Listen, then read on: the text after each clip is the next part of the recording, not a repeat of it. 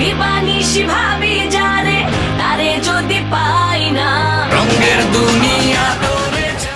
দীর্ঘ বিরতির অবসান ঘটিয়ে নতুন গল্প, নতুন চরিত্র আর নতুন স্বপ্ন নিয়ে আবারও ক্যামেরার সামনে ফিরছেন ঢালিউডের জনপ্রিয় নায়িকা শবনম বুবলী। মাতৃত্বের কারণে দীর্ঘ বিরতির পর এবার নতুন সিনেমা ঢাকাইয়া দেবদাস দিয়েই শুরু হচ্ছে তার নতুন যাত্রা। ঈদে সিনেমা মুক্তি পেলেও প্রচারণা থেকে আড়ালে ছিলেন বুবলী, কারণ কন্যা সন্তানের জন্মের পর নিজের সুস্থতা আর সন্তানের যত্নেই সময় দিচ্ছিলেন এই চিত্রনায়িকা। সবকিছু ঠিকঠাক থাকলে আগামী সেপ্টেম্বরে পরিচালক জাহিদ হোসেনের ঢাকাইয়া দেবদাস সিনেমার শুটিংয়ে অংশ নেবেন তিনি। এতে তার বিপরীতে দেখা যাবে আদর আজাদকে। আমরা ইতিমধ্যেই জেনে গিয়েছি ঢাকাইয়া দেবদাস। ঢাকাইয়া নামটা শুনেই তো মনে হচ্ছে যে আসলে ঐতিহ্যের দারুণ কিছু। পুরান ঢাকার ভাষা, সংস্কৃতি আর জীবনকে ঘিরে নির্মিত এই সিনেমায় এক ভিন্ন রূপে হাজির হবেন বুবলী। চরিত্রের প্রয়োজনে বলতে হবে উর্দু সংলাপও।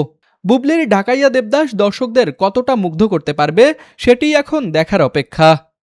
তুষার আচার্য, বিনোদন ডেস্ক, RCTV।